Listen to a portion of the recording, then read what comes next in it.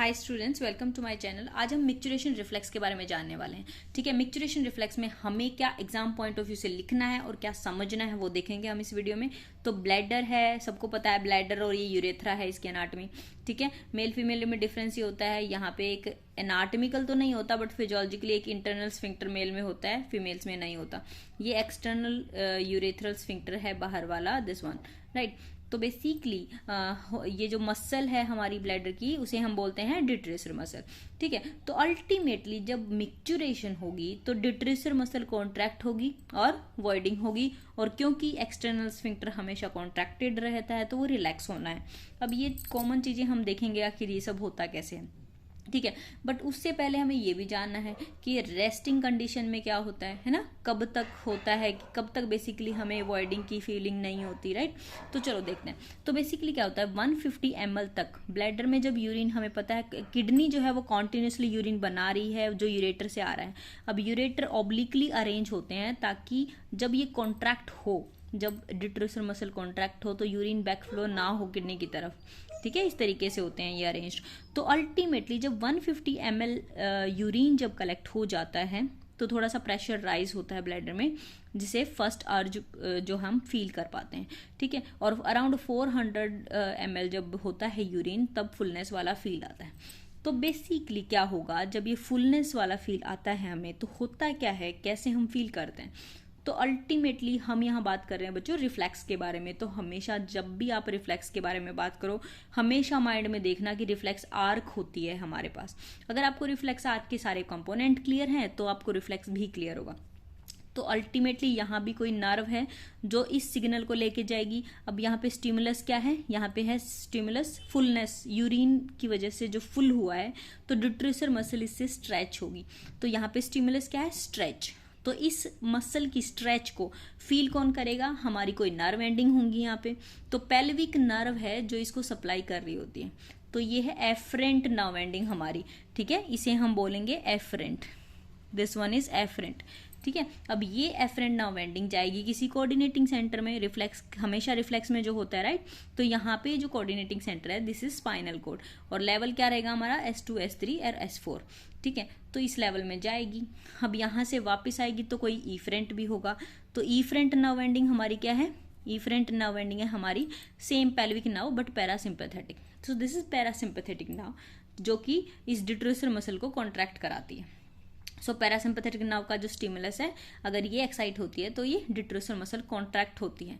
ठीक है, साथ में हमें एक्सटर्नल स्फिंक्टर भी ओपन चाहिए। तो पिडेंडल नर्व जो है सेम सेगमेंट में वो सप्लाई करती है, नॉर्मली कॉन्ट्रैक्ट रखती है। तो जब भी पेल्विक नर्व से ज़्यादा स्टिमुलेशन होगा, यानी ज़्यादा फुलनेस होगी, ज़्यादा स्ट्रेच होगा, ज़्यादा एफरेंट नर्व एंडिंग फायरिंग होगी, तो पिडेंडल नर्व जो है वो इनहिबिट हो जाती है। तो ये हो गया हमारा एक रिफ्लेक्स। समझ में आया। तो ये है हमारा नॉर्मल मिक्चुरेशन रिफ्लेक्स। बट आप सोचोगे कि मैम ऐसा होता अगर, तो फिर हम वॉलंटरीली कैसे कंट्रोल कर पाते। भाई स्पाइनल रिफ्लेक्सेस वैसे तो कभी कंट्रोल नहीं होते, समझ रहे हो। तो हमेशा कुछ ना कुछ और कहानी है, इसका मतलब कहीं ना कहीं हमारी ब्रेन इन्वॉल्व है इसमें, है ना। तो इसीलिए ये तो इनवॉलंटरी बातें हो रही हैं, है ना। तो वॉलंटरी कैसे कंट्रोल कर पा रहे हैं हम, तो इसीलिए जो है हायर सेंटर्स जो है प्लेन में आते हैं। ठीक है, तो चलो देख लेते हैं। तो हायर सेंटर कैसे होते हैं। अब ये हमारा मिक्चुरेशन रिफ्लेक्स है, जो इसका एक है फैसिलिटेट एरिया, मतलब इसे जो एक्साइट करेगा, इसे जो स्टिमुलेट करेगा, ठीक है, वो होता है पोन्स में। तो उसे हम बोलते हैं pontine micturition area, micturition centre. ठीक है, तो ये जो पोन्स में जो है ये है फैसिलिटेशन, मतलब ये जाके इसे एक्साइट करेगा और मिक्चुरेशन स्टार्ट कर देगा। मतलब पेल्विक जो पैरासिम्पैथेटिक कंपोनेंट है उसको एक्साइट करेगा, डिट्रेसर मसल कॉन्ट्रैक्ट होगी और स्फिंक्टर रिलैक्स हो जाएगा, मतलब वॉइड कर पाएंगे। तो micturition reflex pontine facilitated area. ठीक है, अब मिड ब्रेन में इनहिबिटरी एरिया होता है। ये पोन्स हो गई, ये मिड ब्रेन, यहाँ मिड ब्रेन में। तो this is the mid brain area. ठीक है, जो कि इनहिबिटरी एरिया है।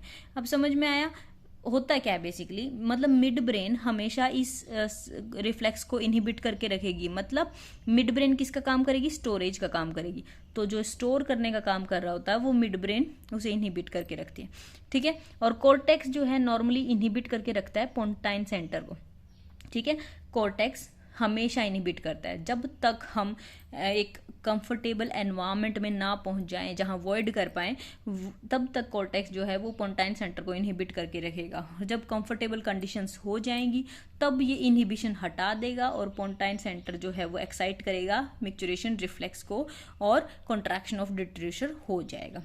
ठीक है, तो इस तरीके से होता है। अब ये तो हो गई समझने की कहानी। अब हम लिखेंगे कैसे, तो हम हायर सेंटर की इंटरेक्शंस को ऐसे दिखा सकते हैं। कॉर्टेक्स इनहिबिट करता है पोंटाइन मिक्चुरेशन सेंटर को, जो कि वॉइडिंग में हेल्प करती है, मतलब फैसिलिटेटिव एरिया है। और पोंटाइन सेंटर जब एक्साइट होता है तब वो एक्साइट करता है मिक्चुरेशन को। ठीक है, मिड ब्रेन जो है इनहिबिटरी एरिया है जो इनहिबिट करता है मिक्चुरेशन को, इसीलिए ये स्टोरेज का काम करते हैं। ठीक है, पर हम रिफ्लेक्स को कैसे दिखाएंगे, हम रिफ्लेक्स को दिखाएंगे कि जब स्ट्रेच होती है तो पेल्विक नर्व और एफरेंट नर्व एंडिंग्स जो उसे लेके जाएंगी, और स्पाइनल कॉर्ड में कोऑर्डिनेटिंग सेंटर है, पैरासिम्पैथेटिक नर्व जो है वो इफेक्टर होंगी। अब इसको बहुत अच्छे से कैसे लिखेंगे, ऐसे तो कोई टीचर मार्क नहीं देगा, राइट। तो चलो देखते हैं हम मिक्चुरेशन रिफ्लेक्स को हम लिखेंगे कैसे। ये देखिए, मिक्चुरेशन रिफ्लेक्स 150 ml यूरिन जब तक होगा तब तक फर्स्ट आर जाएगी। कॉर्टेक्स इसीलिए उसे इनहिबिट करेगा पोंटाइन सेंटर को और रिलैक्स रखेगा ब्लैडर को। जब 400 ml हो जाएगा तो ब्लैडर हो जाएगा फुल, जिसकी वजह से पहला स्टिमुलस आएगा स्ट्रेच।